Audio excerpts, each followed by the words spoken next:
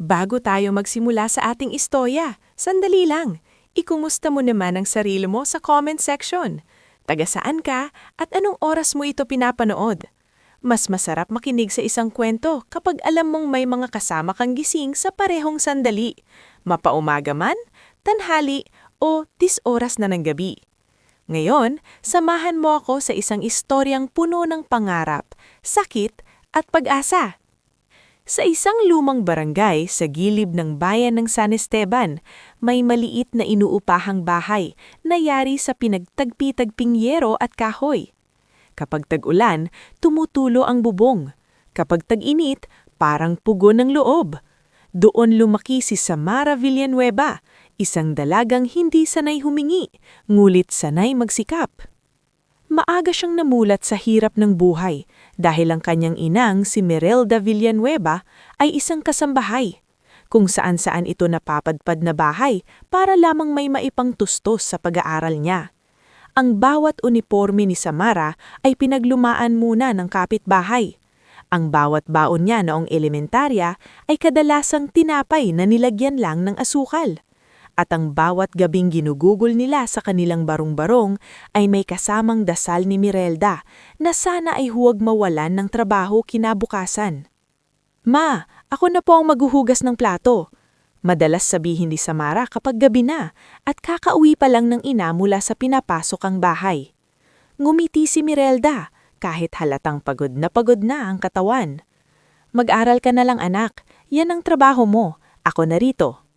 "Pero namamagana po yung paa nyo." "Mas mabuti ng mamaga ang paa ko kesa maputol ang pangarap mo." Ganoon palagi si Merelda. Hindi ito mahilig sa matatamis na salita, pero bawat kilos nito ay sakripisyo. Hindi man marangya ang buhay nila, lumaki si Samara na may matibay na paninindigan. Ayaw niyang maging pabigat. Ayaw niyang makita ang inang umiiyak ng palihim sa banyo kapag kulang na naman ang padala ng sweldo o kaya'y napagbintangan na naman sa bahay ng amo. Isang beses, 10 taong gulang pa lamang si Samara nang mapadaan siya sa bahay na pinagtatrabahuan noon ng ina. Dinalhan niya iyon ng baon na tinapay dahil alam niyang hindi pa nakakapagmeryenda si Merelda. Ngulit pagdating niya roon, napahinto siya sa may pintuan nang marinig ang matinis na boses ng amo. "Hindi ka na po lalabas." "Naku ma'am, hindi ko po talaga ginalaw iyon," nanginginig na sabi ng kanyang ina. "Lahat naman kayo ganyan ang sinasabi." Hindi nakatiis si Samara at sumilip siya. Nakayuko ang kanyang ina, nanlilisik ang mga mata ng babaeng may suot na perlas sa leeg. Nanginginig ang maliit na kamay ni Samara, pero hindi siya pumasok. Doon niya unang natutunan na sa mundong ito may mga taong mababa ang tingin sa iyo kahit wala ka namang ginagawang masama. Nang gabing iyon, tahimik silang kumain ng tuyo at lugaw. "Ma," mahina niyang tanong, "bakit po ganun sila sa inyo?" Sandaling napatingin si Merelda sa anak. Hindi ito agad sumagot. Parang pinili muna nito ang tamang mga salita. "Kasi anak, may mga taong lumalaki na akala nila ang yaman ang sukatan ng pagkatao. Pero tandaan mo ito, hindi mo kontrolado kung paano ka titingin ng iba. Ang kontrolado mo kung paano mo iingatan ng dangal mo." "Mabait po kayo. Bakit parang hindi nila nakikita iyon?" Hindi lahat ng mata nakakakita ng kabutihan, Samara. Pero balang araw, makikilala mo rin ang mga taong marunong tumingin sa puso. Mula noon, lalong nagsumikap si Samara. Hindi siya pasaway, hindi siya mahilig gumala. Habang ang ibang bata ay naglalaro sa kalsada, siya'y nasa sulok ng bahay, nagbabasa ng mga lumang libro na ibinibigay sa kanya ni Ma'am Odeline, ang gurong unang nakapansin sa kanyang talino. "Samara," sabi minsan ni Ma'am Odeline matapos siyang makakuha ng pinakamataas na marka sa pagsusulit, "huwag mong hahayaan na hadlangan ka ng estado mo sa buhay. May talino ka, may disiplina ka, malayo ang mararating mo." "Ma'am, gusto ko pong makapagtapos. Gusto ko pong mabili si Mama ng bahay na hindi po tumutulo." Napangiti ang guro. "At mangyayari iyon, pero magsisimula ka sa maliliit na hakbang." Sa high school, lalo pang namukadkad ang galing ni Samara. Naging valedictorian siya sa kabila ng kakulangan sa gamit at baon. Tinutulungan siya ng matalik niyang kaibigang si Neris Baleda, isang palabiro ngulit tapat na kaibigan na laging may baong kwento at extra ballpen. "Sam, kunin mo na tong sandwich ko. 2 naman to," sabi ni Neris minsan habang lunch break. "Hindi na, busog pa ako." "Sinungaling, kitang-kita ko yung tiyan mong nagrereklamo." Napatawa si Samara. "Sige na nga." "Alam mo," sabi ni Neris habang nakasandal sa pader, "balang araw yayaman ka, tapos ikukuha mo ako ng sariling electric fan." "Electric fan lang?" "2, isa sa sala, isa sa kwarto." Ang mga simpleng tawanan nilang iyon ang nagsilbing pahinga sa bigat ng buhay. Sa kolehiyo, mas naging mahirap ang lahat. Nag-apply si Samara sa isang state university sa lungsod at nakapasa siya sa scholarship. Ngunit kahit libre ang matrikula, problema pa rin ang pamasahe, projects at pagkaing araw-araw. Kaya habang nag-aaral ng business administration, nagtatrabaho rin siya bilang student assistant sa library at minsan ay tumutulong sa paggawa ng encoded reports para sa isang maliit na office sa campus. Samantala, si Mirelda ay patuloy na namamasukan. May mga araw na tila gusto na nitong sumuko, lalo na kapag sumasakit ang likod at kasu-kasuan. Pero sa tuwing makikita niya ang anak na nag-aaral sa ilaw ng isang mumurahing lampara, bumabalik ang tibay niya. Isang gabing malakas ang ulan, biglang bumukas ang pinto ng bahay nila at pumasok si Mirelda na basang-basa. "Ma, bakit hindi po kayo nagpayong? Nasira, anak." Nakita niyang naninginig ito sa ginaw. Mabilis siyang kumuha ng tuyong damit at pinaupo ang ina. "Ma, tigilan niyo na po muna ang pagdo-double shift. Kaya ko pong maghanap ng mas marami pang raket sa school." Umiling si Mirelda. "Ayokong mapagod ka ng sobra." "Mama, pagod na po kayo." "Anak," tumitig si Mirelda sa kanya at sa unang pagkakataon, nakita ni Samara ang lungkot ng mga mata nito. Hindi nakaimik si Samara. Yumuko na lamang siya at marahang hinawakan ang magaspang na kamay ng ina. Iyon ang mga kamay na naglaba, nagkusot, naghugas, naglampaso at nagtiis para sa kanya. Lumipas ang mga taon at tuluyan siyang nakapagtapos. Sa araw ng graduation, wala silang mamahaling kamera. Hiram lang ang blouse ni Mirelda at ang sapatos nito ay luma na. Pero nang isabit ang medalya sa leeg ni Samara, parang nawalan ng saysay ang lahat ng dati nilang pinagdaanan. "Ma, para sa inyo po ito," umiiyak na sabi ni Samara habang hawak ang diploma. Umiling si Mirelda, saka hinaplos ang pisngi ng anak. "Hindi, anak, para sa atin ito." Sa labas ng venue, naroon si Aling Pasing, kapitbahay nilang kilalang mahilig makibalita ngunit mabuti naman ang puso. May dala itong maliit na supot lang puto. "Oh, heto, alam kong wala kayong handa kaya nagdala na ako," nakangating sabi nito. "Salamat po, Aling Pasing," natatawang tugon ni Samara. "Aba, syempre, hindi biro yan. Anak ng kasambahay, nakapagtapos, tingnan mo nga naman." Napangiti si Mirelda, pero may lungkot pa ring nakatago sa ngiti niyang iyon. Alam niyang hindi rito nagtatapos ang laban. Ang pagtatapos sa kolehiyo ay simula pa lang ng mas mabigat na pagsubok. At tama nga siya. Pagkatapos ng graduation, ilang buwan ding naghanap ng trabaho si Samara. May mga kumpanyang humahanga sa credentials niya, ngunit kapag nalalaman na malayo ang tirahan niya o kaya'y wala siyang backer, bigla na lamang siyang hindi tinatawagan. May ilang ding nang hahamak ng pahilim. "Impressive ang grades mo," sabi ng isang HR officer sa isang interview. "Pero ang hanap kasi namin, iyong medyo polished ang dating. You know, client-facing." Alam ni Samara ang ibig sabihin noon. Hindi sapat ang sipag kapag hindi ka mukhang galing sa disenteng pamilya sa paningin nila. Gayunpaman, hindi siya nagtatinag. Isa-isa niyang pinuntahan ng mga opisina, nagtiis sa mahabang pila, at umuwi ng pagod pero may pag-asa pa rin. Sa bawat kabiguan, si Mirelda ang unang nagpapalakas ng loob sa kanya. "Hindi lahat ng siradong pintuan ay kabiguan," sabi ng ina minsan habang pinaghahatian nila ang noodles sa hapag. "Minsan, inilalayo ka lang sa lugar na hindi para sa'yo." At dumating nga ang araw na iyon. Sa isang job fair na halos hindi na niya gustong puntahan dahil wala na siyang pamasahe, nakilala niya si Leandro Sarmiento. Hindi siya nagpakilala bilang mayaman. Hindi rin ito dumating na may kasama o mayabang ang kilos. Isa lamang itong maayos manamit na binata na tumutulong sa pag-aayos ng booth ng kumpanyang kinatawan nito. Nahulog ang ilang papeles ni Samara ng mahanginan sa covered court. "Naku, teka, tulungan na kita," sabi ng binata habang mabilis na pinupulot ang mga iyon. "Salamat," hingal na sabi ni Samara. Tumingin sa kanya si Leandro at ngumiti. "Ikaw si Samara, tama? Nakita ko ang resume mo kanina. Ang taas ng grades mo." Bahagyang nailang si Samara. "Ah, opo. Hindi ka dapat kabahan. Halata namang masipag ka." Simple lamang ang usapan na yon, pero may kakaibang gaan sa paraan ng pakikitungo ni Leandro. Wala itong bahid ng pangmamaliit. Wala ring pilit na paghanga. Sa mahabang panahon, parang iyon ang unang pagkakataon na may tumingin kay Samara na parang normal siyang tao. Hindi kawawa, hindi kaawa-awa, at lalong hindi mababa. Hindi pa alam ni Samara na ang munting pagtatagpong iyon ang unti-unting magbubukas ng pinto sa isang buhay na malayong-malayo sa kinagisnan niya.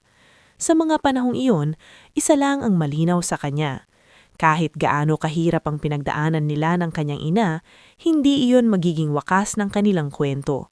Dahil ang tunay na lakas ng isang tao ay hindi nasusukat sa kinis ng kamay o kapal ng pitaka, kundi sa tibay ng pusong marunong magmahal, magtiis, at mangarap.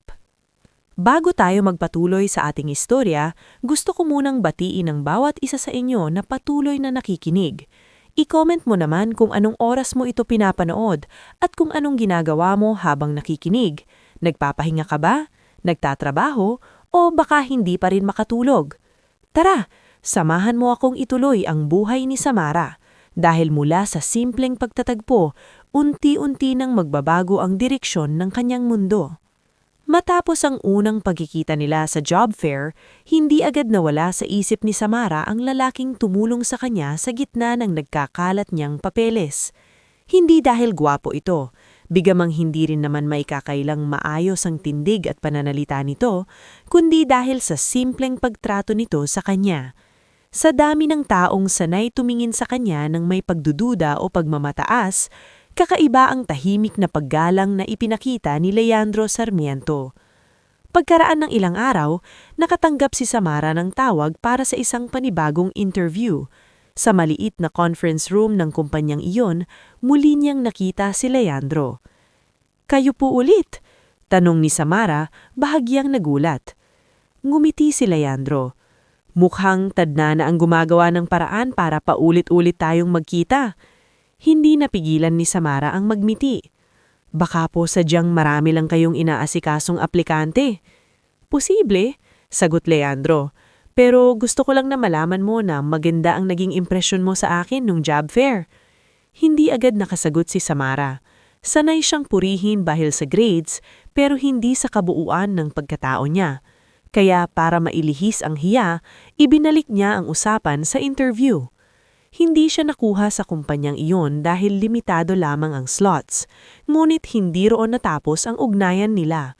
Makalipas ang ilang linggo, muling nag-cross ang landas nila sa isang outreach seminar for job seekers na inorganize ng lungsod. Naroon si Samara na binatang tumutulong at naroon si Leandro na kinatawan ng isang foundation na nagbibigay ng career support sa mga fresh graduates. "Napapagod ka ba?" tanong ni Leandro habang inaayos nila ang mga papeles sa registration table. "Napapagod," totoong sagot. "Pero mas nakakapagod yung sumuko." Tinignan siya ni Leandro ng may paghanga. "Ang hirap talagang tapatan ng mga sagot mo." "Huwag po kayong magbiro." "Hindi ako nagbibiro, Samara." Doon nagsimulang lumalim ang kanilang pagkakaibigan. Hindi naman araw-araw ang usapan nila, pero sapat na ang mga simpleng mensahe, mga pagkikita sa mga pampublikong lugar, at ang mga pagkakataon na naghahatid ng kape sa kanya kapag alam nitong galing sa isang mahabang interview o seminar. Unti-unti nakilala ni Samara ang kabaitan ng binata. Marunong itong makinig. Hindi ito pala desisyon, at higit sa lahat, hindi ito mapagmataas. Isang hapon, pagkatapos nilang maglakad sa isang plaza malapit sa lumang simbahan, napansin ni Leandro na medyo tahimik si Samara. May iniisip ka? Tanong nito. Huminga ng malalim si Samara. Minsan, naiisip ko baka nasasanay lang akong mangarap ng maliit. Para bang hindi ko kayang umasa sa mas magandang buhay dahil baka masaktan lang ako. Bakit mo naman iisipin iyon? Dahil iyon ang realidad namin. Kasambahay si Mama. Ang tagal naming namuhay na tipid na tipid. Kahit makatapos ako, parang laging may pader pa rin sa harapan ko. Hindi agad nagsalita si Leandro. Ilang sandali muna itong tumingin sa mga dumadaang tao sa plaza, saka siya binalingan. Samara, may mga pader talagang hindi madaling lampasan, pero may mga pader ding kayang gibain ng tiyaga at tamang mga taong kasama mo. Napatingin si Samara sa kanya. Parang ang dali sabihin. Hindi madali, sagot ni Leandro, pero posible. Sa unang pagkakataon matapos ang mahabang panahon, nakaramdam si Samara ng daan. Hindi niya alam kung hanggang saan hahantong ang pagkakaibigan nila, pero naramdaman niyang may taong handang maniwala sa kanya nang walang halong awa. Sa kanilang bahay, si Merelda naman ay unti-unting nakakapansin sa pagbabago ng anak. "Anak," sabi nito isang gabi habang nagbabalat ng sibuyas para sa hapunan, "ngumingiti ka na mag-isa."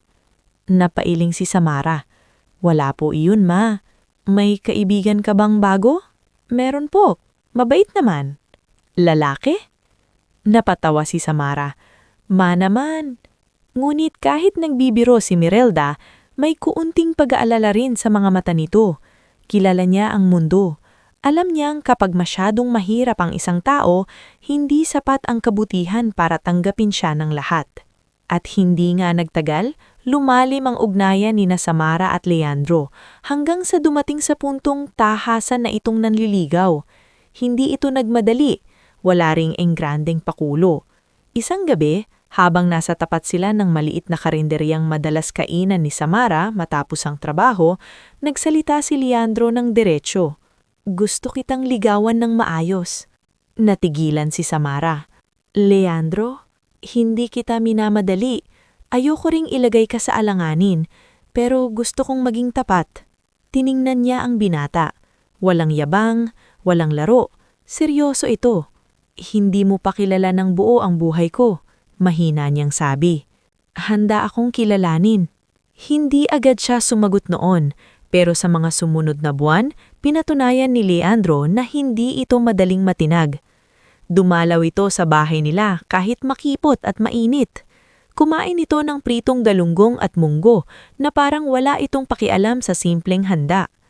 Nakipagkwentuhan ito kay Merelda at nakinig sa walang katabusang kwento ni Aling Pasing tungkol sa buong barangay. "Aba, iho," sabi ni Aling Pasing minsan habang nakatingin kay Leandro. "Bihira ako makakita ng lalaking ganito kaayos manamit na pumapasok sa eskinita nang hindi nangingimi." Natawa si Leandro. "Masarap kasi ang hangin dito." "Hindi hangin yan. Usok yan ng inihaw," sagot ni Aling Pasing na ikinatawa nilang lahat. Sa kabila ng magagaang sandaling iyon, may isang bagay na napansin ni Samara. May mga pagkakataong tila gustong sabihin si Leandro tungkol sa pamilya nito, ngunit laging iniiwas ang usapan, hanggang sa dumating ang araw na hindi na niya ito napigilang tanungin. "Leandro," sabi niya habang magkatabi silang naglalakad pauwi mula sa isang community event, "ano ba talaga ang negosyo ng pamilya mo?" Sandaling natahimik ang binata. "Malaki ang negosyo namin," marahang nitong sagot. "Construction, schools, real estate, maraming hawak si Papa." Tumigil sa paglalakad si Samara. "Anong ibig mong sabihin sa malaki?" Nakabuntong hininga si Leandro. "Samara, ayokong matakot ka, pero kilala ang apelyido namin sa probinsya, ang mga Sarmiento." Hindi agad nakapagsalita si Samara. Kilala niya ang pangalang iyon. Kahit sino sa bayan nila ay kilala ang pamilya Sarmiento. Sila ang may-ari ng malalaking negosyo, lapiin, at isang pribadong paaralan sa sentro ng bayan. "Ikaw, anak ka ng mga Sarmiento?" Halos pabulong niyang tanong. "Oo." Napaatras si Samara ng isang hakbang, hindi sa galit, kundi sa gulat. Biglang nagsiksikan sa isip niya ang lahat. Ang simpleng bahay nila, ang trabaho ng kanyang ina, ang mga panahong nagdadalawang isip siyang sumabay sa kape ni Leandro dahil baka hindi niya kayang tumbasan ang mundo nito. Bakit mo naman hindi sinabi agad? Dahil ayokong ang apelido ko ang unang makilala mo. Gusto kong ako muna. Ako ba? Kilala mo ba talaga ako? Alam mo bang kasambahay si Mama? Alam mo bang... Alam ko. Natigilan siya. Alam mo? At wala akong pakialam doon. Pero may pakialam ang mundo mo, Leandro. Hindi agad nakasagot ang binata. At sa katahimikang iyon, unang naramdaman ni Samara ang bigat ng isang katotohanang pilit niyang hindi iniisip noon pa man. Ilang araw siyang nag-isip pagkatapos ng usapang iyon. Pinayuhan siya ni Nerese. Sam, kung mabait siya, huwag mong parusahan dahil lang mayaman ang pamilya niya. Hindi ko siya pinaparusahan, sagot ni Samara. Natatakot lang ako. Sa kanya o sa pamilyang maaaring manghuhusga sa'yo? Sa pareho. Ngunit sa huli, nanaig pa rin ang tiwala niya kay Leandro. Ipinakilala siya nito bilang nobya sa ilang malalapit na kaibigan at sa kapatid nitong si Bastian Sarmiento. Nataliwa sa inaasahan ni Samara ay palangiti at tila hindi mahilig sa formalidad. So, ikaw pala si Samara, sabi ni Bastian nang magkita sila sa isang kafe. Ikaw pala ang dahilan kung bakit hindi makausap ng maayos ang kuya ko nitong mga nakaraang buwan. Hoy! Saway ni Leandro. Napangiti si Samara. Masama ba ang impluensya? Hindi. Actually, mukhang ikaw ang unang taong nakapagpatahimik sa yabang niya. Mayabang ako? Kunwaring reklamo ni Leandro. Sa bahay lang, sagot ni Bastian.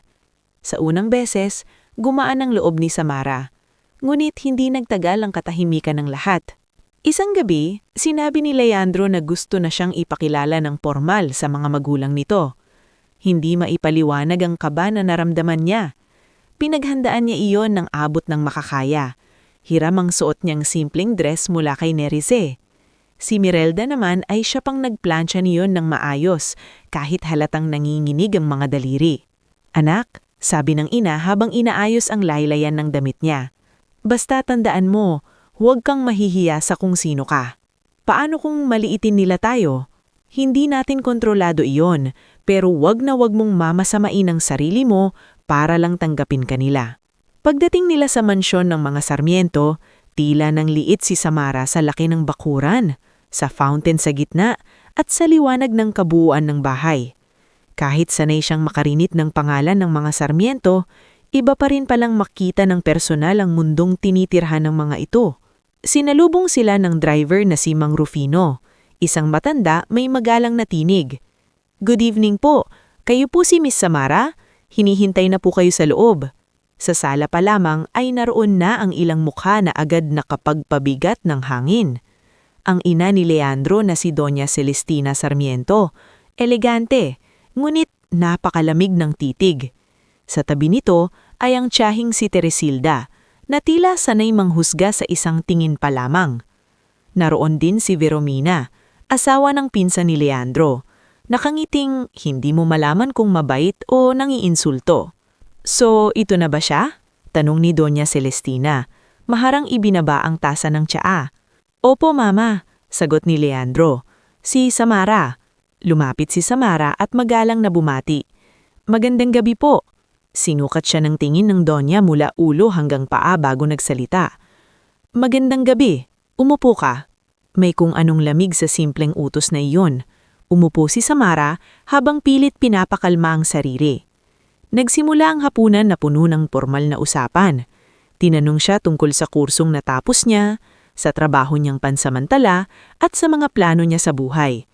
Maayos siyang sumagot, ngunit unti-unting nag-iba ang tono ng itanong ni Tia Teresilda. Mga magulang mo, ano nga uli ang hanap buhay?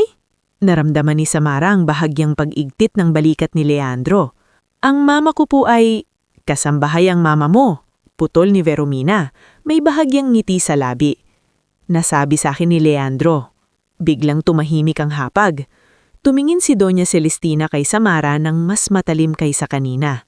Kasambahay? Ulit nito, parang gustong may tiyaking detalye. Opo, matapang ngunit magalang na sagot ni Samara. Kasambahay po ang mama ko. At dahil po sa kanya, kaya ako nakapagtapos. Hindi pa rin nagbago ang ekspresyon ng Donya. Sa halip, maharang itong sumandal sa upuan. Masipag pala ang ina mo. Mabuti naman at may ambisyon ka. Pero ibang usapan na kapag pumapasok sa pamilyang may pangalan. Narinig iyon ni Leandro. Mama, hindi na po siguro kailangan. Kailangan. Dapat malinaw ang mga bagay-bagay. Sa unang gabing iyon sa mansyon, unang nasilayan ni Samara ang pader na matagal na niyang kinatatakutan. At habang tahimik siyang nakaupo sa hapag ng mga Sarmiento, naramdaman niyang ang pagpasok niya sa mundo ni Leandro ay hindi simula ng isang pangarap na madali niyang maaabot, kundi simula ng mas mabigat na laban na kailangan niyang harapin ng buong tapang. Bago tayo magpatuloy sa ating istorya, gusto ko munang magpasalamat sa iyo dahil umabot ka hanggang dito. I-comment mo naman kung anong oras ka nakikinig ngayon at kung saang lugar ka nanonood. Minsan, mas tumatagos ang isang kwento kapag alam mong may mga paong kasabay mong nasasaktan, kinikilig at nagagalit sa bawat nangyayari. Ngayon, ihanda mo ang sarili mo dahil sa parteng ito, darating ang gabing babaligtad sa tingin ng lahat. Pero bago iyon mangyari, dadaanan muna ni Samara ang isa sa pinakamasakit na panghahamak sa buhay niya. Pagkatapos ng unang hapunang iyon sa mansyon ng mga Sarmiento, ilang araw na hindi mapakali si Samara. Kahit nasa trabaho siya, paulit-ulit sa isip niya ang malamig na tingin ni Doña Celestina at ang paraang binitiwan nito ang salitang kasambahay na parabang kasalanan iyon. Hindi naman nagpabaya si Leandro sa pagpaparamdam. Araw-araw itong tumatawag, sumusulpot sa labas ng opisina niya at kung minsan ay may dalang pagkain para sa kanya at kay Mirelda. Ngulit kahit gaano kabait ang binata, hindi pa rin lubusang maalis sa dibdib ni Samara ang takot na ang pagmamahalan nila ay unti-unting dudurugin ng pamilyang hindi sanay tumingin sa mga katulad niya bilang kapantay. Isang hapon, habang nag-aayos siya ng mga records sa maliit na opisina kung saan siya nagtatrabaho, dumalaw si Nerice. Bakit parang kulang ka na lang ay himatayin sa pag-iisip? Bungad nito habang ibinabagsak ang bag sa upuan. Napabuntong hininga si Samara. Nerice, pakiramdam ko hindi ako para sa mundo ni Leandro. Ang tanong, si Leandro ba ay para sa mundo mo? Napatingin siya sa kaibigan. Kung oo, dugtong ni Nerice, edi may laban. Pero kung duwag siya sa pamilya niya, ibang usapan yon. Hindi agad nakasagot si Samara. Alam niyang hindi masamang tao si Leandro, ngulit sa tuwing kaharap nito ang ina, may bahagi rito na nagiging tahimik, maingat, at tila laging may kinakakatakutan. Kinagabihan, nagkaroon sila ng usapan ang binata sa tapat ng bahay nila. Tahimik ang eskinita noon, tanging tunog ng radyo ni Aling Pasing at tahol ng aso sa kabilang kanto ang maririnig. Samara, mahinahon na sabi ni Leandro, gusto kong bumawi para sa nangyari noong gabing dinala kita sa bahay. Hindi iyon ang gusto kong maging unang impresyon mo sa pamilya ko. Tama naman ang naging impresyon ko. Mapait na sagot niya. Nakilala ko agad kung gaano kababa ang tingin nila sa akin. Hindi lahat ganun. Pero ang mahalaga, ganun ang tingin ng nanay mo. Napayuko si Leandro. Alam kong mali siya. Pero hanggang doon ka lang, Leandro. Nag-angat ito ng tingin. Anong gusto mong gawin ko? Hindi ko alam. Hindi rin ako humihingi ng away. Ang gusto ko lang, wag mo akong dalhin sa lugar na ako ang magmumukhang kahihiyaan. Masakit ang sinabi niyang iyon, pero kailangan niyang ilabas. Nagtagal ang katahimikan nilang dalawa hanggang saan nagsalita muli si Leandro. May engagement dinner ang pamilya namin sa susunod na linggo. Para iyon sa mga kaibigan sa negosyo ni na mama at papa. Gusto nilang ipakilala ka ng maayos. Napatawa si Samara pero walang saya ang tunog niyon. Maayos? Ganun ba ang tawag mo sa ginagawa ng pamilya mo? Papa wants to meet you properly at gusto kong makilala ka ng higit pa sa mga maling akala nila.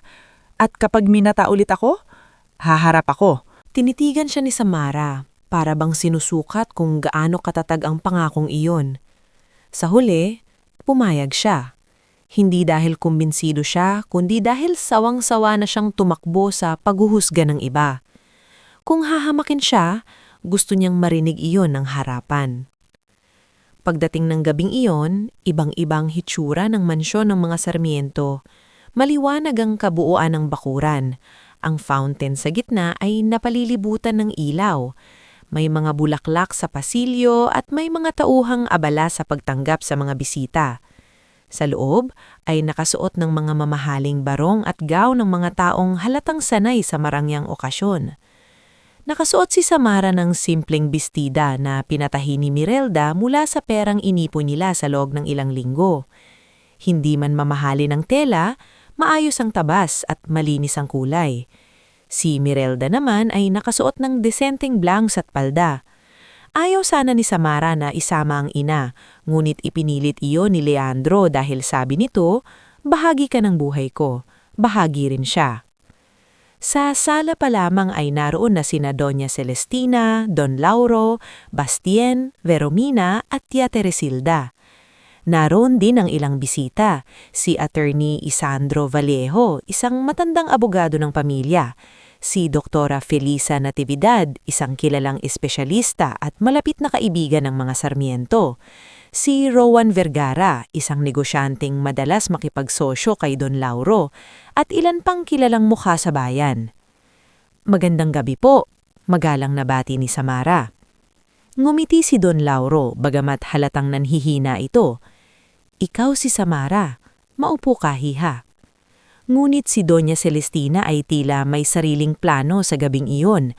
Masyado itong maamo sa unang mga minuto at iyon ang lalong nagbigay ng kaba kay Samara. Ang mga ganong klaseng tao, natutunan na niyang basahin, mas mapanganib kapag masyadong kalmado. Sa umpisa ng hapunan, naging formal ang usapan. Tinanong siya ni Attorney Isandro tungkol sa kurso niyang tinapos. Humanga si Doktora Felisa nang malamang scholar siya. Si Rowan Vergara naman ay nagtanong kung paano niya nabalanse ang pag-aaral at paghahanap buhay. Sanay po ako sa hirap. Kapag malinaw sa iyo ang gusto mong marating, natututo kang magtiis. Maganda ang sagot mo, komento ni Rowan. Iyan ang klaseng tibay na hindi nabibili. Ngunit hindi nagtagal, dumating ang eksaktong sandaling tila hinihintay ni Doña Celestina. Magaling talagang magsalita ang batang ito, sabi ng Donya habang pinapaikot ang kutsara sa tasa ng tsaa. Nakakatuwa, hindi mo aakalaing galing sa mababang uri. Biglang natahimik ang mesa. Agad napatingin si Leandro sa ina. Mama, ano? Inosente kuno itong tugon. Nagsasabi lang ako ng totoo. Nag-init ang tenga ni Samara ngunit pinilit niyang manatiling tuwid ang likod. Ayaw niyang makita ng mga naroon na natitinag siya. Hindi laman puso katan ng estado sa buhay para masabing may pinag-aralan ng tao. Ngumiti si Doña Celestina ngulit halatang nang-iinsulto. Talagang may paninindigan ka, pero syempre iba pa rin ang taong lumaking may refinement kesa yung natuto lang magsalita ng maayos dahil sa eskwela. Celestina, mahinang saway ni Don Lauro. Ngunit hindi ito tumigil. At saka, dugtong pa nito, hindi ba't mas mabuting maging malinaw tayo? Leandro is marrying into a family with a name. Dapat alam ng mga tao kung saan nanggagaling ang babaeng ito. Humigpit ang hawak ni Leandro sa kubertos. Enough, Mama! Subalit hambis na manahimik, tumingin si Doña Celestina sa isa sa mga kasambahay at nagsalita sa paraang sadyang malakas para marinig ng lahat. Pakitawag nga ang nanay ni Samara, tutal siya ang mas magandang makakapagpaliwanag kung paano nila pinalaki ang batang ito. Nanigas si Samara sa kinaupuan. Katabi niya si Mirelda noon sa dulong bahagi ng mesa, ngunit tila sadyang iniharap pa rin ng Donya ang sitwasyon na parabang may pinapatawag itong utusan mula sa kusina. Ilang bisita ang nagkatinginan. Si Bastien ay halatang naiinis na. Si Doktora Felisa ay napapikit na lamang tila dismayado. Si Mirelda, sa kabila ng hiya, ay mahinang tumayo. Narito na po ako, ma'am. Doon tuluyang sumikip ang dibdib ni Samara, hindi dahil tumayo ang kanyang ina, kundi dahil sa tono ng boses nitong magalang, mahinang at sanay sa pag-uutos ng mga taong tulad ni Doña Celestina. Parang bumalik sa lahat ang katotohanang natagal na niyang gustong lampasan, na sa mata ng ilan, si Mirelda ay mananatiling katulong lamang. Mabuti. Sabi ng Donya, ikaw pala ang ina. Ilang taon ka nang namamasukan? Mula pa po nung dalaga ako, sagot ni Mirelda. Kaya pala marunong rumispeto ang anak mo. Sambit ni Tia Teresilda sabay halakhak. Sanay na sanay sa amo. Napayuko si Mirelda, ngunit si Samara ay hindi na nakatiis. Tita, huwag niyo pong idamay ang mama ko kung mamamaliitin niyo lang kami. Uy, may tapang, sabat ni Viromina. Pero huwag kang magmalinis, hindi naman mawawala ang katotohanang kasambahay lang ang nanay mo. Parang tumigil ang oras sa bulwagan. Si Leandro ay tumayo na rin. Viromina, that's enough. Bakit? Hindi ba't ito naman ang totoo? Patuloy ni Viromina. At least ngayon, alam ng lahat kung sino ang pinipilit mong ipasok sa pamilyang ito. May ilang bisitang hindi na komportable. Si Attorney Isandro ay marahang ibinaba ang baso at tila gusto nang magsalita. Ngunit bago pa man may makapigil sa pangyayari, muling nagsalita si Doña Celestina. Mas malamig kaysa dati. Leandro, hindi kita pinalaking padalos-dalos sa pagpili ng mapapangasawa. Hindi sapat ang talino at magandang asal. Dapat marunong ding lumugar. Sa pagkakataong iyon, si Samara ay hindi na nasaktan para sa sarili niya. Ang mas masakit ay ang makita ang inang si Mirelda na pinagtitingnan na naman ng mga taong akala mo'y may karapatan sa dignidad ng iba. Mama, nanginginig ngunit malinaw ang tinig ni Samara. Umuwi na po tayo. Ngunit bago pa man siya makahakbang, ang isang kakaibang kilos ang nagpahinto sa lahat. Sa may malaking pintuan ng bulwagan, narinig ang mahinang pag-ubo ng isang lalaking kararating lamang. Nilingon ng lahat ang direksyong iyon. Isang matangkad na lalaki ang nakatayo roon, nasa edad 40, naka-dark suit, ngunit hindi maingay ang bating. May kasama itong sekretary na halatang nagmamadaling habulin siya. Si Severino Altamirano. Parang dumaan ang bulong sa buong silid. Hindi ba't siya yung Altamirano na bagong balik mula Singapore? Siya yung investor sa 3 resort sa Batangas. Bakit siya nandito? Maging si Don Lauro ay halatang nagulat. Severino, hindi kita inaasahan. Ngunit hindi agad sumadot ang lalaki. Ang titig nito ay hindi kay Don Lauro, hindi kay Doña Celestina, at lalong hindi sa mga bisita. Diretso itong nakatingin kay Mirelda. Unti-unti itong lumakad palapit. Tahimik ang buong bulwagan. Wala ni isa mang nagtangkang humarang. Nang makalapit ito, tuluyang namutla si Mirelda, parang may multong nakita mula sa isang napakalayong nakaraan. Ikaw nga. Mahina ngunit puno ng damdaming sabi ni Severino. Seve, halos bulong ni Mirelda, nanhinginig ang labi. Natigilan si Samara. Mama, kilala niyo po siya? Hindi na napigilan ni Doña Celestina ang magsalita. Severino, magandang gabi. Pasensya na at ang... Ngunit itinaas lamang ng isang kamay ng lalaki, tila pinapatigil sa kahit sino ang sabat. Hindi pa rin ito umaalis sa pagtititig kay Mirelda.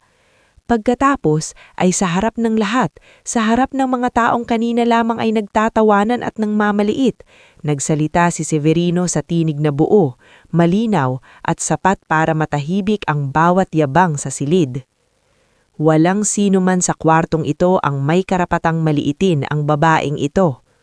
Lalong tumindi ang katahimikan. Dahan-dahan siyang humarap sa mga naroroon. Kung hindi dahil kay Mirelda, matagal na sana akong patay. Nung wala akong pamilya, nung palaboy akong bata, nung sinunog ng trahedya ang lahat ng mayroon ako, siya ang nagpakain sa akin, siya ang nagkupkup sa akin, siya ang unang taong nagturo sa akin na may dangal pa rin ang tao kahit walang pera.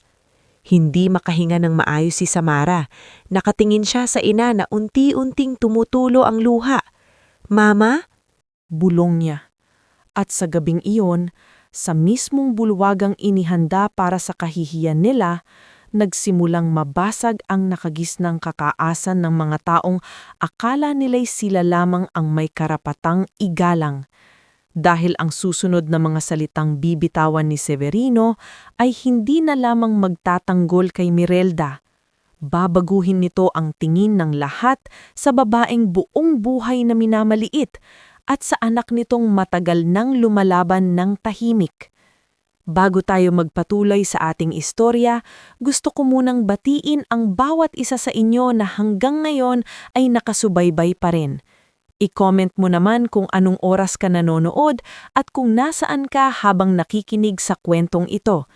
Minsan, mas masarap damhin ang isang istorya kapag alam mong hindi ka lag-iisang gising, nag-iisip at umaasa sa gitna ng katahimikan ng gabi. Ngayon, itutuloy natin ang gabing nagpabago sa tingin ng lahat kay Samara at sa kanyang inang si Mirelda.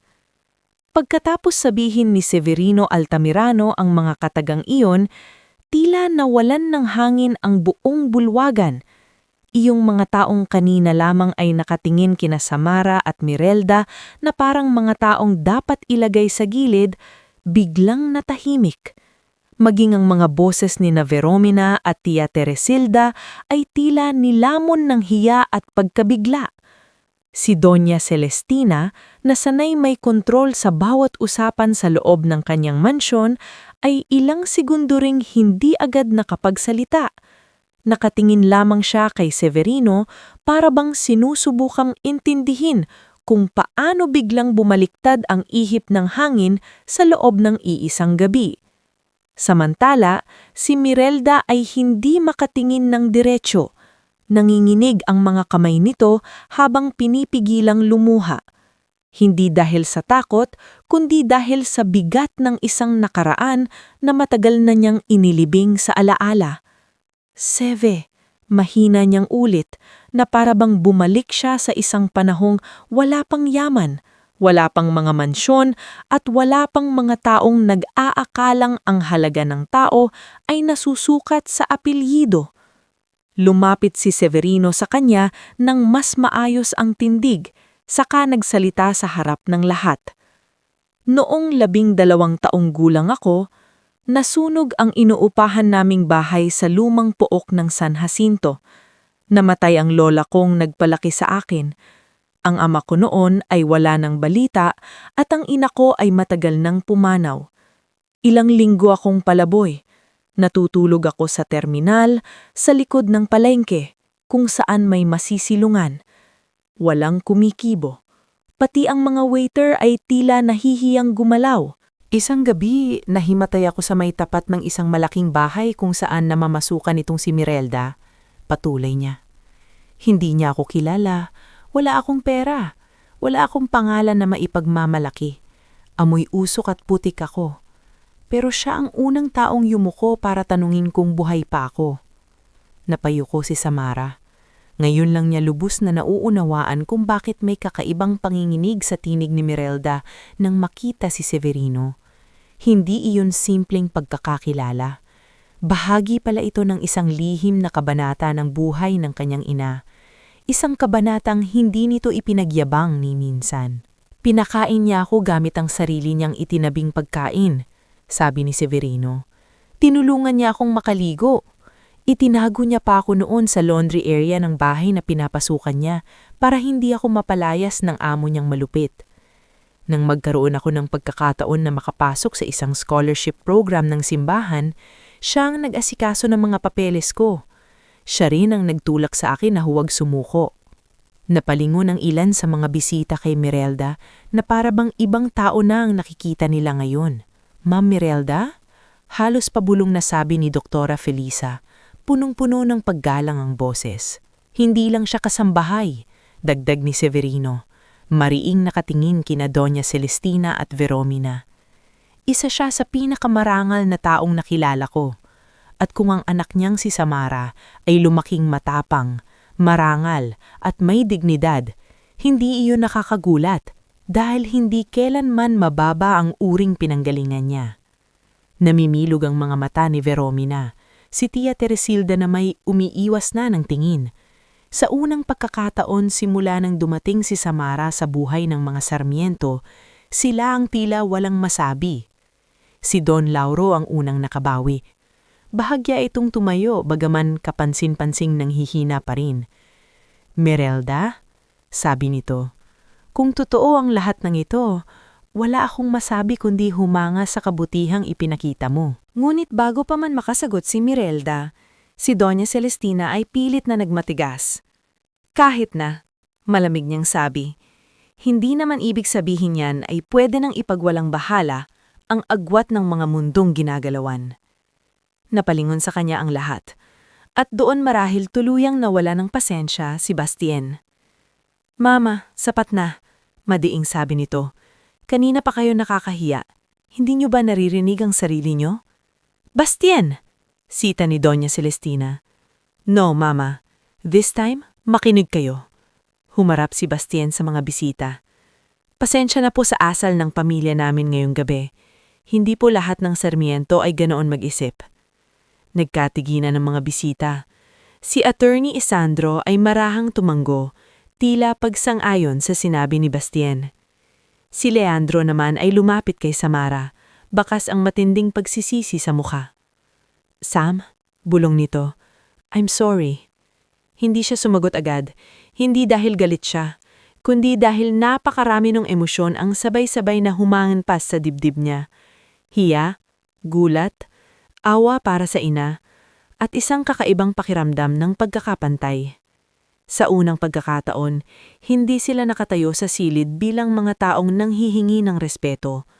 Naroon sila bilang mga taong biglang nakita ng lahat ang tunay na halaga. Sa gabing iyon, hindi na itinuloy ang ibang bahagi ng engagement dinner. Unti-unting nagpaalam ang ilang mga bisita, ngunit iba na ang tono ng pakikitungo nila kina Samara at Mirelda. Lumapit si Rowan Vergara kay Samara bago umalis. "Hiha, huwag mong hayaang ang gabing ito ang magdikta sa tungin mo sa sarili mo.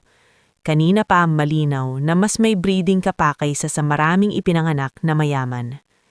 Bahagyang napangiti si Samara. "Salamat po." Si Doktora Felisa ay mahigpit na humawak sa kamay ni Mirelda. "Ma'am, napakabuti niyo palang tao. Sana noong ko pa ito nalaman." Ngumiti si Mirelda, ngunit ang ngiting iyon ay mabigat pa rin.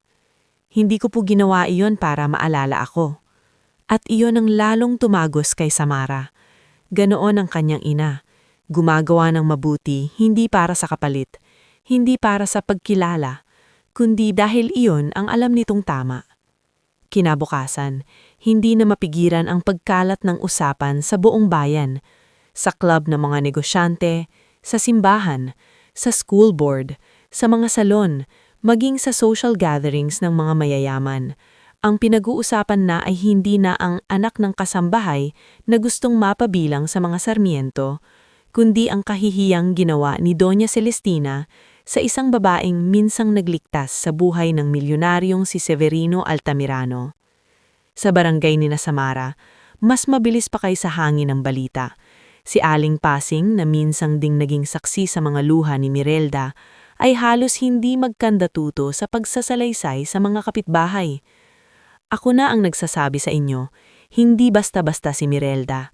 Tahimik lang yan pero ang bait-bait niyan noon pa. "Talaga bang milyonaryo na yung tinulungan niya?" tanong ng isa. "Abay oo, at sa harap pa mismo ng mga Sarmiento siya nagsalita." Pero sa kabila ng ingay ng chismis at paghanga, nanatiling tahimik sa loob ng bahay sina Samara at Mirelda. Magkatabi silang umiinom ng kape ng umagang iyon nang nagsalita si Samara. "Ma, bakit hindi niyo po sinabi sa akin?" Tumingin si Mirelda sa tasa. "Hindi ko nakita na kailangan. Pero malaking bagay po iyon." "Anak," marahang sagot niya, "kung ikukwento ko sa lahat ang bawat taong natulungan ko noon, para saan pa ang kabutihan? Hindi lahat ng mabuting ginawa kailangang ipangalandak. Pero pinahiya nila kayo." Napabuntong hininga si Mirelda. "Masakit oo. Pero mas masakit sana kung naging katulad nila ako." Napatulo ang luha ni Samara. Hinawakan niya ang kamay ng ina. "Hindi ko po alam kung paano ko kayo papasalamatan sa lahat." Ngumiti si Mirelda. "Maging mabuti kang tao. Iyon na ang pinakamalaking pasasalamat." Malakipas ang 2 araw, nagpadala ng mensahe si Severino. Nais raw nilang makasama sa tanghalian, pribado, sa isang tahimik na restoran sa lungsod. Nag-aalangan si Samara nung una, ngunit pumayag si Mirelda. Pagdating nila roon, sinalubong sila ni Severino ng walang yabang. Wala itong dalang media, wala ring maraming bodyguard, kundi isang assistant lamang na agad ding lumayo para bigyan sila ng privacy. "Maraming salamat sa pagpunta," sabi ni Severino. "Kami ang dapat magpasalamat." Tugon ni Samara. Dahil kung hindi po kayo dumating noong gabing iyon. Darating at darating ako, putol niya. Matagal ko na kayong hinahanap. Nahuli lang ako. Napatingin si Mirelda. Bakit mo kami hinanap? Dahil utang ko sa iyo ang buhay ko. Tahimik si Mirelda. Ayaw niya ng ganoong usapan. Ramdam iyon ni Samara. Umupo silang tatlo at doon ibinunyag ni Severino na noong nakapasok siya sa scholarship at kalaunan ay nakapagtrabaho sa Maynila, ilang beses siyang bumalik sa dating lugar kung saan siya tinulungan ni Mirelda. Ngulit lumipat na raw ito noon ng pinapasukang bahay. Nang makaipon na tuluyang umasenso, sinubukan pa rin niya itong hanapin, ngunit walang sapat na bakas.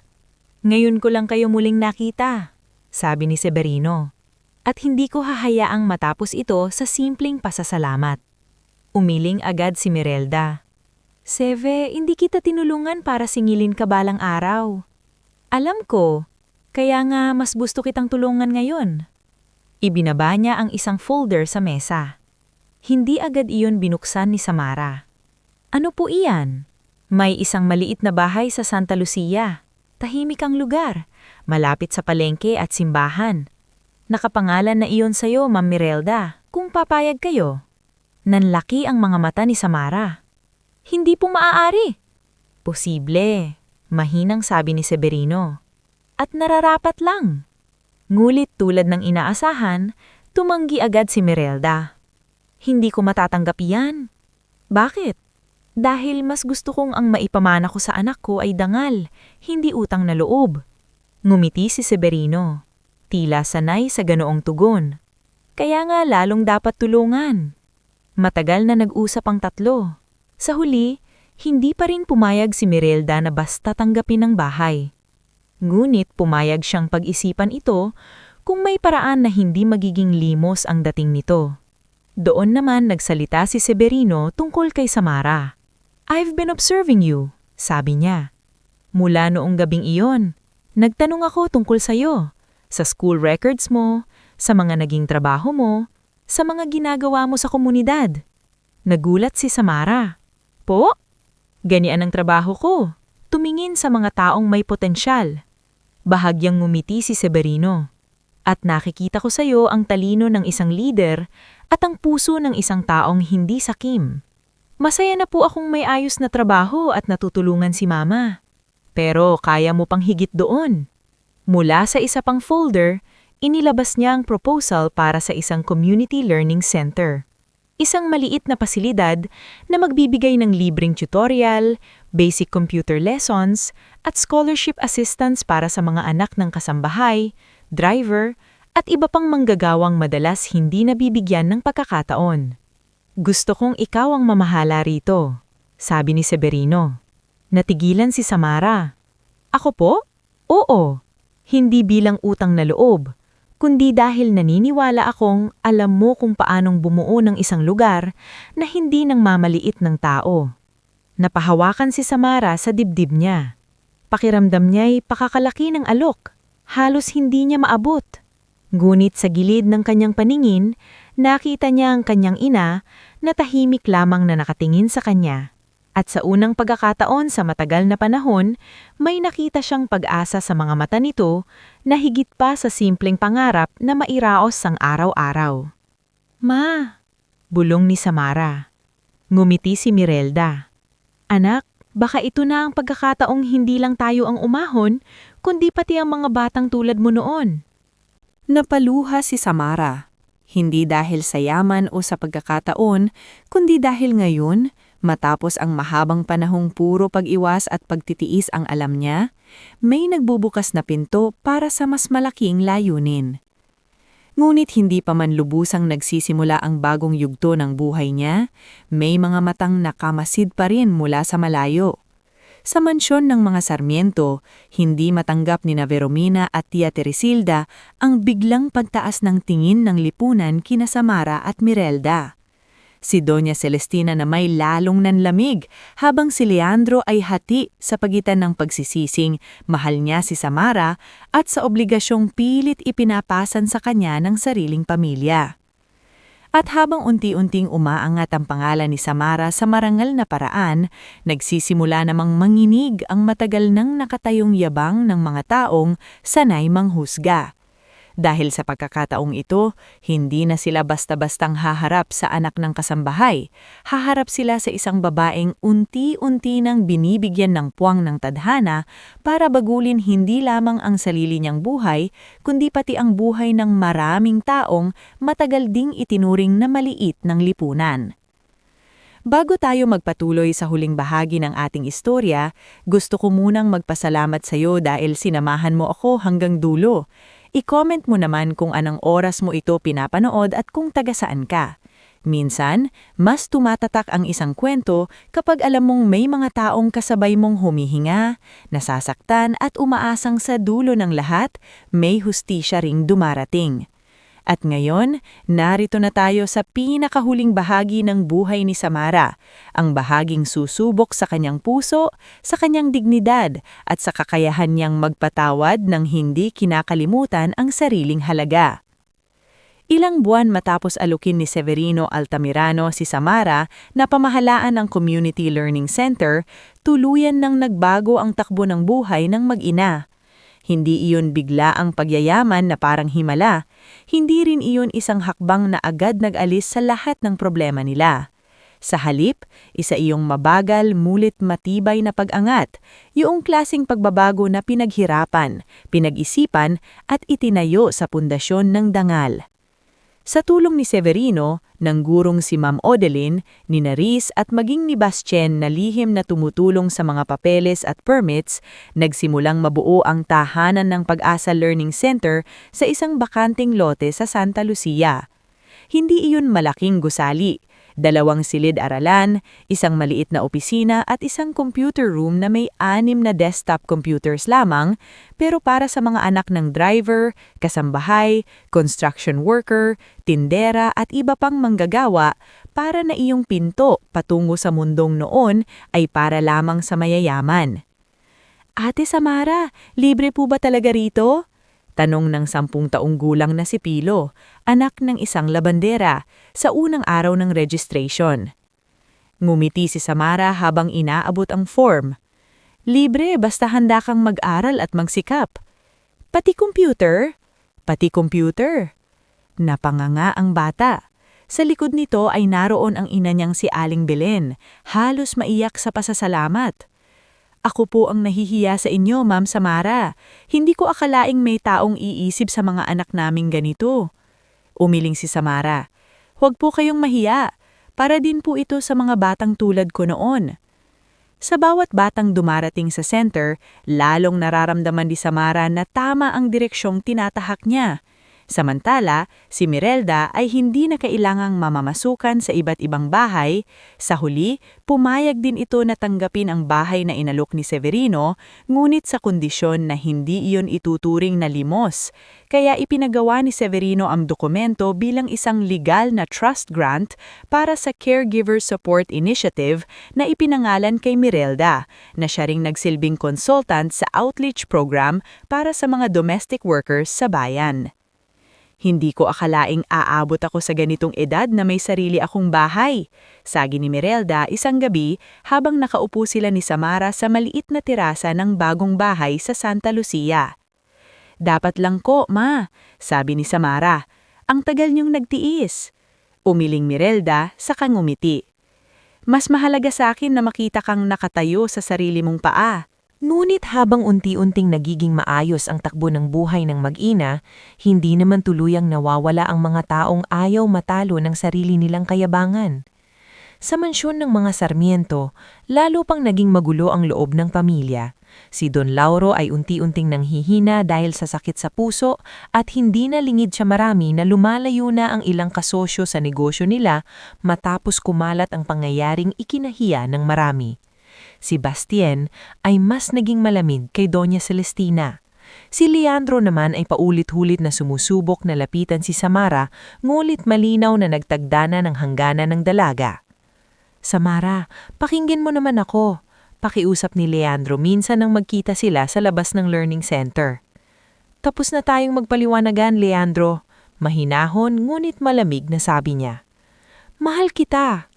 "Hindi sapat iyon." Napapikit si Leandro. "Inaayos ko ang lahat. Hindi ako proyekto na aayusin mo. Tao ako. At noong panahon na kailangan kong maramdaman na kakampi kita, pinili mong manahimik ng napakatagal." Masakit para kay Samara ang bawat salitang binibitawan niya dahil totoo rin naman na minahal niya ang binata. Ngunit natutunan na niyang hindi pwedeng pag-ibig lang ang maging dahilan para manatili sa isang lugar na paulit-ulit kang pinapaliit. Hindi nagtagal, dumating ang mas mabigat na pagsubok. Isang umaga, habang nag-aayos si Merelda ng mga lumang folder sa bahay, may nahulog na sobre mula sa lumang kahon na dinala nila mula sa dating inuupahang bahay. Hindi sana iyon papansinin ni Samara, ngunit nang makita niyang nakapangalan doon ng ina at may pirma sa likod ni Doña Celestina, kinabahan siya. "Ano po ito, ma?" Biglang namutla si Merelda. "Wala, luma na yan." Ngunit dahil sa kutob, binuksan iyon ni Samara. Naandoon ang isang lumang kasulatan at isang bank receipt. Nilalaman niyon ang alok na malaking halaga kapalit ng isang malinaw na kondisyon. Lumayo si Samara kay Leandro at huwag nang tanggapin ang anumang ugnayan sa pamilya Sarmiento. Nanginig ang kamay ni Samara. "Ma, tinanggap niyo po ba ito?" Mabilis na umiling si Merelda. Hindi ko tinanggap." "Bakit hindi niyo sinabi sa akin?" Naupo si Merelda. Halatang mabigat para rito ang alaala. "Dahil ayokong lumaki pa ang gulo. Nangyari yan nung mga unang buwan pa lang na seryoso na kayo ni Leandro. Pinapunta ako ni Doña Celestina noon ng lihim. Inalok niya ako ng pera para layuan mo ang anak niya. Akala niya siguro mabibili niya ako." "Anong sinabi niyo?" "Tinanong ko siya kung ganoon kababa ang tingin niya sa akin, tapos umalis ako." Napahawak si Samara sa noon niya. Pakiramdam niya'y may kung anong tuluyang naputol sa loob niya. Hindi lamang siya minata ng donya, sunubukan pa pala nitong bilhin ng katahimikan at paglayo nila. Ang lihim na iyon ay mas tuluyang nabunyag ng kumpirmahin ni Sioni, ang dating kasambahay sa mansyon, na narinig nito noon ang pag-uusapan ni Merelda at Doña Celestina. Dahil sa konsensya, si Sioni mismo ang lumapit kay Bastien para sabihin ang totoo. Hindi nagtagal, nalaman iyon ni Leandro. "Hindi ko alam ito," sabi niya nang halos habulin niya si Samara sa labas ng center. Halatang wasak ang mukha niya. "Kung nalaman ko lang." "Pero hindi mo nalaman dahil hindi mo rin pinili na tignan ng buo kung gaano kalalim ang kayang gawin ng pamilya mo sa amin." "Sam, hindi ako galit sa'yo dahil mayaman ka. Galit ako dahil minahal mo ako nang hindi sapat ang tapang mong ipagtanggol ako." Tumulo ang luha ni Leandro. Noon lang siya nakita ni Samara na ganoon kalugmok. Ngunit sa unang pagkakataon, hindi na siya nagpatinag sa awa. "Kailangan kong lumayo, hindi para saktan ka, para iligtas ang sarili ko." At iyon ang ginawa niya. Lumipas ang mga buwan, lalong lumago ang tahanan ng Pag-asa.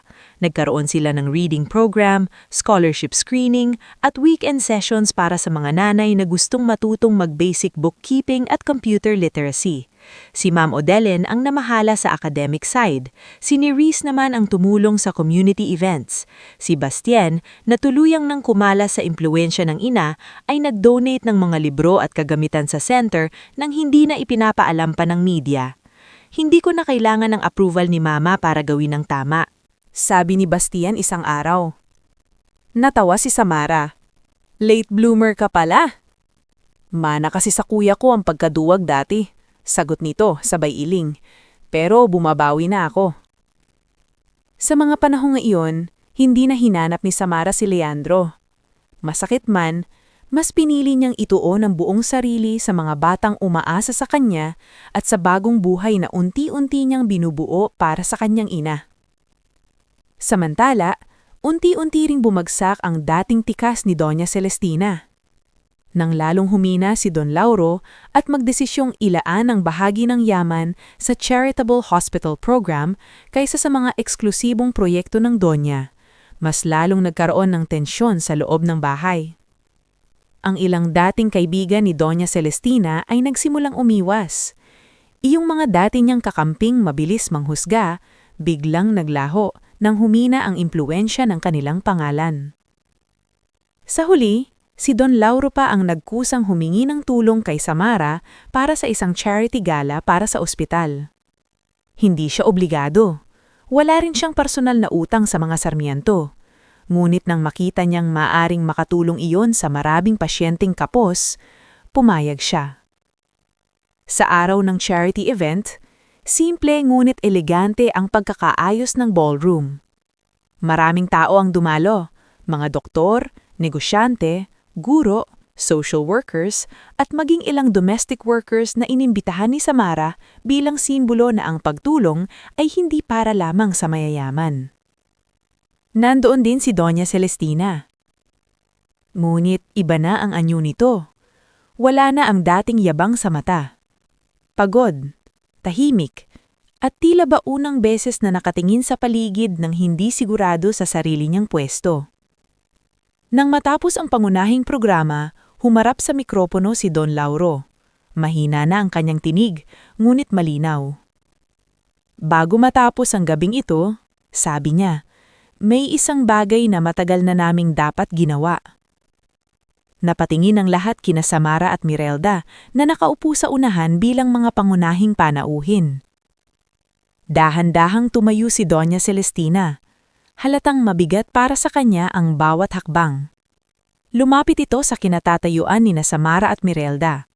Sa buong ballroom, halos walang humihinga. Hindi ko alam kung sapat pa ang salitang patawad. Simula nito, pilit pinipigil ang panginginig ng boses. Pero alam kong masyado ng malalim ang sugat na ibinigay ko sa inyo. Tahimik lamang si Samara. Si Mirelda naman hindi rin umiimik. Minata ko kayo. Hinusgahan ko ang pagkatao ninyo dahil sa trabaho at estado sa buhay. Sunubukan ko ring hadlangan ang anak ko sa paraang hindi marangal. Napababa ang tingin ni Doña Celestina. At sa lahat ng taong nakilala ko, kayo pa ang nagpakita ng ugaling hindi ko kayang pantayan noon. Nanlabo ang mga mata ng ilan naroon. Hindi nila akalaing maririnig nila mismo mula sa isang Doña Celestina Sarmiento ang ganoong pag-aamin. Ma'am Mirelda, Samara, humihingi ako ng tawad. Mahigpit ang hawak ni Samara sa kamay ng ina. Ramdam niya ang bigat ng sandaling iyon. Maaari siyang tumanggil, maaari siyang maningil, maaari rin niyang gawing sukatan ng hustisya ang pagdurusa ng kabilang panig. Ngunit naalala niya ang mga sinabi noon ng ina. Hindi lahat ng mata nakakakita ng kabutihan, pero may mga araw na dumarating ang katotohanan nang hindi mo kailangang ipilit. Tumayo si Mirelda. Doña Celestina? Hindi madaling kalimutan ang nangyari. At hindi rin ibig sabihin ng pagpapatawad ay ibabalik natin ang dati. Pero para sa ikatatahimik ng lahat, tinatanggap ko ang paghingi ninyong tawad. Napalingon ang mga tao kay Samara. Alam nilang may bigat ang magiging sagot niya. Tumingin siya kay Doña Celestina ng diretsyo. Pinapatawad ko po kayo, pero ang respeto, hindi na yun basta ibinibigay. Pinatutunayan yon sa araw-araw. Tumanggo ang Donya at sa unang beses, tinanggap nito ang katotohanan na hindi lahat nadadaan sa apelido. Pagkatapos ng gabing iyon, lumapit si Leandro kay Samara sa hardin ng venue. Wala na ang formal suit posture nito. Para lamang itong lalaking matagal nang gustong may sabi. Hindi na ako humihingi ng agarang sagot, pero gusto kong malaman mo, umalis na ako sa bahay. Nagtayo ako ng sarili kong foundation arm para sa community enterprises. Hindi para patunayan sa iyo ng kung ano, kundi para itama ang mga panahong mali ang pinili kong katahimikan. Tahimik si Samara. Mahal kita pa rin. Dugtong niya. Pero ngayon, handa na akong tanggapin kung hindi na iyon sapat. Mahaba ang katahimikan bago nagsalita si Samara. Noon, mahal kita, pero hindi ko kayang mahalin ang sarili ko habang kasama kita sa mundong iyon. Ngayon, natuto na akong tumayo. At ikaw, ngayon ko lang nakitang natuto ka ring manindigan. May pag-asa pa ba? Bahagyang ngumiti si Samara. Ang tiwala, hindi biglang bumabalik. Pero ang puso, minsan marunong din itong maghintay kapag nakikita nitong totoo na ang pagbabago. Hindi naging madali ang pagbabalikan nila. Dumaan pa sa panahon, sa mga tahimik na pag-uusap, sa mga proyektong magkasama nilang tinulungan, at sa mga araw na pinili nilang kilalaning muli ang isa't isa, hindi bilang anak ng kasambahay at anak ng mayaman, kundi bilang dalawang taong dumaan sa sakit at natutong maging mas marangal dahil doon. Pagkaraan ng 2 taon, sa isang payak ngunit masayang seremonya sa bakuran ng tahanan ng Pag-asa, kinasal sina Samara at Leandro. Hindi sa mansyon, hindi sa hotel, kundi sa lugar na sumasalamin sa buhay at paninindigan ni Samara. Naroon sina Mirelda, Severino, Bastian, Neris, Ma'am Odeline, Aling Pasing, Sioni, Mang Rupino, at ang mga batang minsang nangarap lang ng pagkakataon, ngunit ngayoy bahagi na ng bagong simula ng dalagang dati minamaliit ng lahat. Habang naglalakad si Samara papunta sa altar, nakita niyang umiiyak si Mirelda sa harap. Hindi na iyon luha ng pagod o pang-aapi. Luha iyon ng isang inang sa wakas ay napatunayan ang mga taong totoo at marangal, kahit gaano kababa ang tingin ng mundo sa kanila noon, ay may araw ding igagalang ng buong buo. At sa dulo ng lahat, ang babaeng minsang tinawag na anak lang ng kasambahay ay hindi lamang nakahanap ng pag-ibig. Nakapagpatayo rin siya ng dangal, pag-asa at bagong landas para sa mga taong katulad nilang matagal nang tinuruan ng lipunan na yumuko. Dahil sa huli, hindi pala kayamanan ang tunay na nagpapataas sa tao, kundi ang kakayahan niyang manatiling mabuti kahit paulit-ulit siyang minamaliit ng lundo.